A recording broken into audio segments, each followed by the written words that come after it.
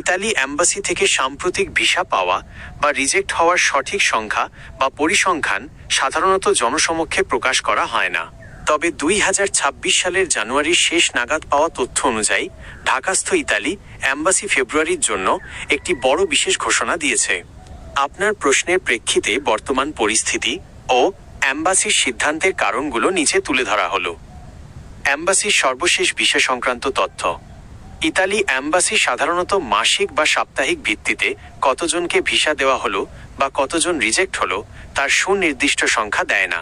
তবে ইউরোপীয় ইউনিয়নের ডেটা অনুযায়ী ইতালির ভিসা পাওয়ার হার সাকসেস রেট সাধারণত সন্তোষজনক হলেও নথিপত্রে ত্রুটি বা আর্থিক সঙ্গতির অভাব থাকলে রিজেকশন হতে পারে।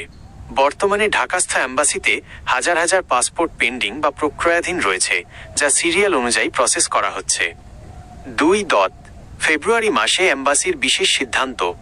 ঢাকাস্থ ইতালি অ্যাম্বাসি ঘোষণা করেছে যে ফেব্রুয়ারি মাসের মাঝামাঝি সময়ে 11 থেকে 18 ফেব্রুয়ারি 2026 পর্যন্ত বিশ্বব্যাপী ইতালির সব ভিসা অফিসে আবেদন গ্রহণ সাময়িকভাবে স্থগিত থাকবে। কেন এই সিদ্ধান্ত? অ্যাম্বাসির পক্ষ থেকে এই সাময়িক বন্ধের প্রধান কারণ হিসেবে জানানো হয়েছে সিস্টেম মেইনটেনেন্স। ইতালির কেন্দ্রীয় ভিসা প্রসেসিং সিস্টেমে প্রযুক্তিগত সংস্কার ও উন্নয়ন কাজ টেকনিক্যাল মেইনটেনেন্স করা হবে।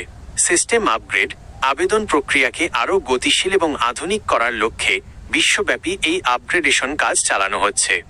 আপনার জন্য প্রয়োজনীয় তথ্য নোট। আবেদন গ্রহণ বন্ধ 11, 12, 15, 16, 17 এবং 18 ফেব্রুয়ারি কোনো ধরনের নতুন ভিসা আবেদন জমা নেওয়া হবে না।